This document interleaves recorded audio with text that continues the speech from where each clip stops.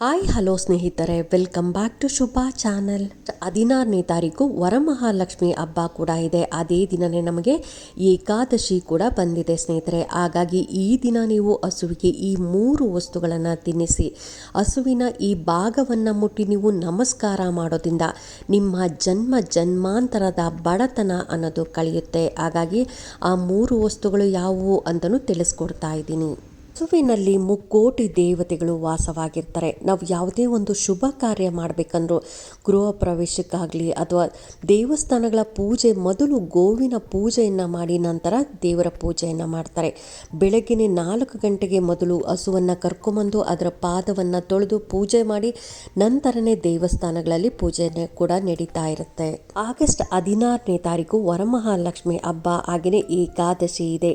ಈ ದಿನ ಬೆಳಗ್ಗೆಯಿಂದ ರಾತ್ರಿ ತನಕ ಯಾವ ಸಮಯದಲ್ಲಾದರೂ ಪರವಾಗಿಲ್ಲ, ನಿಮ್ಮ ಮನೆ ಮುಂದೆ ಹಸು ಬಂತು ಅಥವಾ ನಿಮ್ಮ ಮನೆ ಹತ್ರ ಎಲ್ಲಾದರೂ ಗೋಶಾಲೆಗಳು ಇತ್ತು ಅಂದರೆ ಅಥವಾ ಹಸು ಯಾರಾದರೂ ಸಾಕಿರೋರು ಇದ್ದಾರೆ ಅಂದ್ರೂ ನೀವು ಅಲ್ಲೇ ಹೋಗಿ ನೀವು ಇದನ್ನು ತಿನ್ನಿಸ್ಬಿಟ್ಟು ಬರಬೇಕಾಗತ್ತೆ. ಅದಕ್ಕೂ ಮೊದಲು ನೀವು ಗೋವಿಗೆ ಅಂದರೆ ಹಸುವಿಗೆ ಪಾದಗಳನ್ನು ತೊಳೆದು ಅರಿಶಿನ ಕುಂಕುಮವನ್ನು ಇಟ್ಟು ನೀವು ಹಿಂದೆ ಬಾಲದ ಹತ್ರನೂ ನೀವು ಸ್ವಲ್ಪ ಅರಿಶಿನ ಕುಂಕುಮವನ್ನು ಇಡಬೇಕಾಗತ್ತೆ. ಯಾಕೆಂದರೆ ಲಕ್ಷ್ಮಿ ಅಲ್ಲೇ ವಾಸವಾಗಿರೋದು ಬಾಲದ ಹತ್ರ, ಅದಕ್ಕೋಸ್ಕರ ನಾವು ಯಾವಾಗಲೂ ಅಲ್ಲಿ ಪೂಜೆ ಮಾಡಬೇಕಾಗತ್ತೆ. ನಂತರ ನೀವು ಹಸುವಿಗೆ ಈ ವಸ್ತುಗಳನ್ನು ತಿನ್ನಿಸ್ಬೇಕು. ಈ 3 ವಸ್ತುಗಳನ್ನು ತಿನ್ನಿಸೋದ್ರಿಂದ ನಿಮ್ಮ ಜನ್ಮಾಂತರದ ಬಡತನ ದೂರ ಆಗಿ ಶ್ರೀಮಂತಿಕೆ ಅನ್ನೋದು ಬರುತ್ತೆ ಸ್ನೇಹಿತರೆ. ಹಾಗಾಗಿ ಆ ವಸ್ತುಗಳು ಯಾವುವು ಅನ್ನೋದಾದರೆ, ಮೊದಲನೇದಾಗಿ ಬಾಳೆಹಣ್ಣನ್ನು ಹಸುವಿಗೆ ತಿನ್ನಿಸಿ ಹಸುವಿನ ಹಣೆಯನ್ನು ನೀವು ಸ್ಪರ್ಶ ಮಾಡಿ ನಿಮ್ಮ ಮನಸ್ಸಿಚ್ಛೆಗಳನ್ನು ಹೇಳ್ಕೋಬೇಕಾಗತ್ತೆ. ನಿಮ್ಮ ಮನಸ್ಸಿನಲ್ಲಿರುವ ಏನೆಲ್ಲ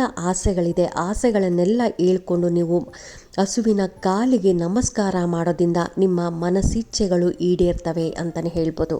ಎರಡನೇದಾಗಿ ರೊಟ್ಟಿ ಅಥವಾ ಚಪಾತಿಯನ್ನು ಮಾಡೋದಕ್ಕೂ ಮೊದಲು ನೀವು 1 ಚಿಟಿಕೆ ಆಗಷ್ಟು ಅರಿಶಿಣವನ್ನು ನೀವು ಮಿಕ್ಸ್ ಮಾಡಬೇಕಾಗತ್ತೆ. ಅರಿಶಿಣ ಅನ್ನೋದು ಗುರುಗ್ರಹಕ್ಕೆ ಸಂಬಂಧಪಟ್ಟಿದ್ದು. ಅದಕ್ಕೋಸ್ಕರ ಗುರುಬಲ ಬೇಕು ಅನ್ನೋದಾದರೆ, ನೀವು ಗುರುವಿನ ಅನುಗ್ರಹ ಪಡಿಬೇಕು ಅನ್ನೋದಾದರೆ 1 ಚಿಟಿಕೆ ಆಗಷ್ಟು ಅರಿಶಿಣವನ್ನು ಗೋಧಿ ಹಿಟ್ಟು ಅಥವಾ ಜೋಳದ ಹಿಟ್ಟು ಅಥವಾ ರಾಗಿ ಹಿಟ್ಟಿಗೆ ಮಿಕ್ಸ್ ಮಾಡಿ ನೀವು ರೊಟ್ಟಿಯನ್ನು ಮಾಡಿ ಹಸುವಿಗೆ ಅದ್ರ ಜೊತೆ ಸ್ವಲ್ಪ ಬೆಲ್ಲವನ್ನು ಸೇರಿಸಿ ತಿನ್ನಿಸೋದ್ರಿಂದ ನಿಮ್ಮಗಳು ಕಳೀತವೆ. ಎಷ್ಟೋ ದಿನದಿಂದ ನಾನು ತುಂಬಾ ಕಷ್ಟಪಡ್ತಾ ಇದ್ದೀನಿ ಅನ್ನೋರು ಕೂಡ ನೀವು ಈ ದಿನ, ಅದರಲ್ಲೂ ಏಕಾದಶಿ ಮತ್ತು ವರಮಹಾಲಕ್ಷ್ಮಿ ಹಬ್ಬ ಎರಡೂ ಬಂದಿದೆ ಸ್ನೇಹಿತರೆ. ಹಾಗಾಗಿ ನಿಮ್ಮ ಕೈಲಿ ಎಷ್ಟಾಗುತ್ತೋ ಅಷ್ಟೇ ತಿನ್ನಿಸಿ, ಇಷ್ಟೇ ತಿನ್ನಿಸ್ಬೇಕು ಅಂತ ಇಲ್ಲ. ಹಾಗಾಗಿ 1, 2, 3 ಈ ರೀತಿಯಾದ ರೊಟ್ಟಿ ಅಥವಾ ಚಪಾತಿಯನ್ನು ತಿನ್ನಿಸೋದ್ರಿಂದನೂ ನಿಮ್ಮ ಕಷ್ಟಗಳು ಕಳೀತವೆ ಅಂತಲೇ ಹೇಳ್ಬೋದು. 3ನೇ ವಸ್ತು ಯಾವುದು ಅನ್ನೋದಾದರೆ ಪಾಲಕ್ ಸೊಪ್ಪು ಸ್ನೇಹಿತರೆ. ಈ ಪಾಲಕ್ ಸೊಪ್ಪನ್ನು ನೀವು ಅಲ್ಲಿ ಮಣ್ಣೆಲ್ಲ ಇರುತ್ತೆ, ಮಣ್ಣನ್ನೆಲ್ಲ ತಿನ್ಸಕ್ಕೆ ಹೋಗ್ಬೇಡಿ. ಯಾಕೆಂದರೆ ಹಸುಗೆ ಹೊಟ್ಟೆ ನೋವು ಬರುತ್ತೆ.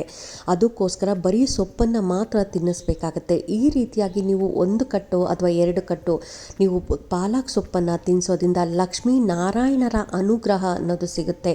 ಮಹಾಲಕ್ಷ್ಮಿ ನಿಮ್ಮ ಮನೆಯಲ್ಲಿ ಶಾಶ್ವತವಾಗಿ ನೆಲೆಸ್ತಾಳೆ ಅಂತಲೇ ಹೇಳ್ಬೋದು. ಹಾಗಾಗಿ ಇದನ್ನೆಲ್ಲ ತಿನ್ನಿಸಿ ನೀವು ಹಸುವಿನ ಪಾದ ಸ್ಪರ್ಶ ಮಾಡಿ ಪೂಜೆ ಮಾಡೋದಾಗಲಿ ಅಥವಾ ಹಸುವಿನ ಬಾಲದ ಹತ್ರ ನೀವು ಸ್ಪರ್ಶ ಮಾಡಿ ಪೂಜೆ ಮಾಡೋದ್ರಿಂದನೂ ನಿಮಗೆ ಲಕ್ಷ್ಮೀ ನಾರಾಯಣರ ಅನುಗ್ರಹ ಅನ್ನೋದು ಸಿಗುತ್ತೆ. 3 ವಸ್ತುಗಳನ್ನು ಕೊಡೋದ್ರಿಂದ ನಿಮ್ಮ ಜನ್ಮಾಂತರದ ಬಡತನ ಅನ್ನೋದು ದೂರ ಆಗುತ್ತೆ ಸ್ನೇಹಿತರೆ. ಬಾಳೆಹಣ್ಣು, ಹಾಗೆಯೇ ರೊಟ್ಟಿ ಆಗಲಿ ಚಪಾತಿ ಆಗಲಿ ಅಥವಾ ಪಾಲಕ್ ಸೊಪ್ಪು, ಈ 3 ಕೊಡೋದ್ರಿಂದ ನಿಮಗೆ ತುಂಬಾ ಒಳ್ಳೆಯದಾಗುತ್ತೆ.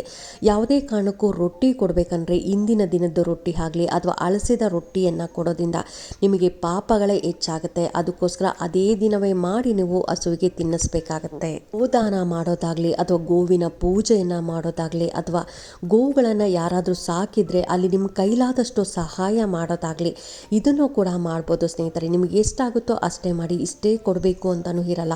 100 ರೂಪಾಯಿ, 200 ರೂಪಾಯಿ, 500 ರೂಪಾಯಿ, ಒಂದು ಗೋವಿಗೆ ಯಾವುದಾದ್ರೂ ವೈದ್ಯಕೀಯ ಸೇವೆಗೂ ಕೂಡ ನೀವು ದುಡ್ಡು ಕೊಡ್ಬೋದು. ಹಾಗೆಯೇ ಹಸುವಿಗೆ ಹುಲ್ಲು ಕೊಡೋದಕ್ಕೂ ಕೂಡ ನೀವು ನಿಮ್ಮ ಕೈಲಾದಷ್ಟು ಸಹಾಯ ಮಾಡ್ತಾ ಬನ್ನಿ.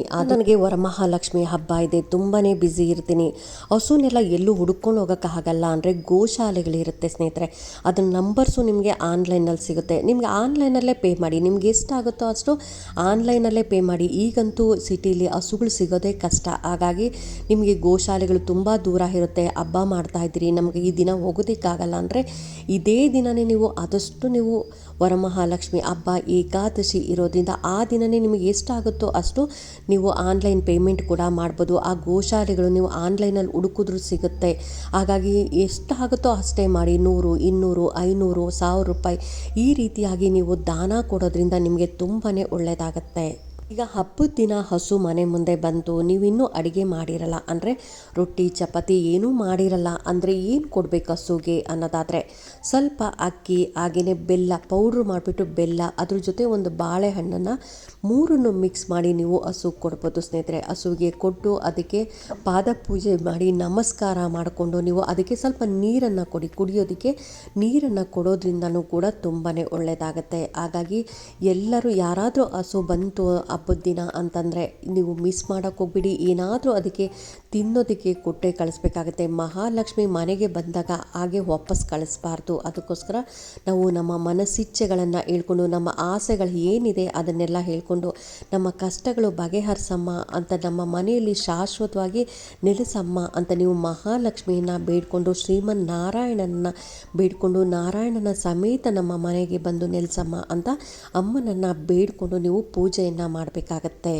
ನೋಡಿದ್ರಲ್ಲ ಸ್ನೇಹಿತರೆ, ವರಮಹಾಲಕ್ಷ್ಮಿ ಹಬ್ಬ ಹಾಗೆಯೇ ಏಕಾದಶಿಯ ದಿನ ಹಸುಗೆ ಯಾವ ವಸ್ತುಗಳನ್ನು ತಿನ್ನಿಸ್ಬೇಕು, ಹಾಗೆಯೇ ಯಾವ ಭಾಗವನ್ನು ಮುಟ್ಟಿ ಸ್ಪರ್ಶ ಮಾಡಿ ನಮಸ್ಕಾರ ಮಾಡಬೇಕು ಅಂತಲೂ ತಿಳಿಸ್ಕೊಟ್ಟಿದ್ದೀನಿ. ಇನ್ನೂ ನನ್ನ ಚಾನಲ್ಗೆ ಯಾರೆಲ್ಲ ಸಬ್ಸ್ಕ್ರೈಬ್ ಮಾಡಿಲ್ಲ ಅಂದರೆ ಎಲ್ಲರೂ ಸಬ್ಸ್ಕ್ರೈಬ್ ಮಾಡ್ಕೊಳ್ಳಿ. ಪಕ್ಕದಲ್ಲಿರೋಂಥ ಬೆಲ್ ಐಕಾನ್ ಪ್ರೆಸ್ ಮಾಡೋದ್ರಿಂದ ನಾನು ಹಾಕೋ ವಿಡಿಯೋಗಳೆಲ್ಲ ಬೇಗ ಬಂದು ತಲುಪುತ್ತೆ. Thank you.